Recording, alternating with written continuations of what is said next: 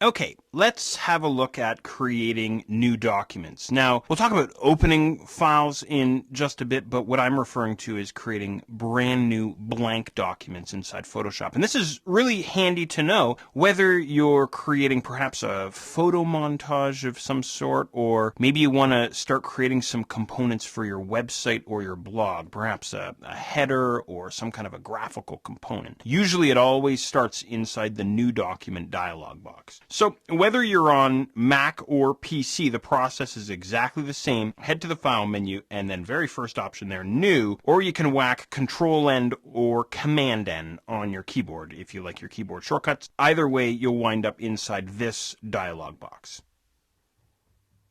Now, right up at the top of this dialog box, you can give your document a name if you want. I could call this Jeff's New File, or perhaps Blog Header, or Photo Montage, or something like that. Now, this is optional. You don't have to give your file a name if you don't want to. When you go to save your file, you'll be prompted for a file name anyway. And then below that, what we can do is we can choose a document preset, default Photoshop size, or we could go US paper, or photo, or web, film and video, and so on, or we could go custom if we want. I have to be honest though, these first two options I never use. What I do is I come into width and height, I pop in my values, I set my resolution and my color mode, I hit OK, and I'm off to the races. So that's usually how I do it anyway. Maybe that's a little bit old school, I don't know, but the first thing that I'm going to do though is I'm going to make sure that my unit of measurement is set to inches here. I'm assuming that this is going to be a print document, or what I could do is I could go with pixels if I were building something for the web. Let's do that instead, actually. I'm going to go with pixels. And what I'll do is, let's imagine that we're going to set up a web header, either for a blog or for a website. Well, I'm going to set my width here, the maximum width, which is 960 in web design circles. I don't want to design anything any larger than that, so 960 is the width. The height, let's say 100 pixels for the height there. The resolution, now this is going to lead us down a deep dark path if I'm not careful. I'm going to make sure that my resolution is set to pixels per inch, and I want to make sure that my resolution is just 72, so 72 pixels per inch. That's the default resolution for anything that's going to be viewed on screen, whether it's a PowerPoint presentation or a website banner header like you and I are designing here. And then the color mode, I'm going to make sure my color mode is set to RGB, or red, green, and blue. Again, anything that's viewed on screen is going to be in the RGB color space.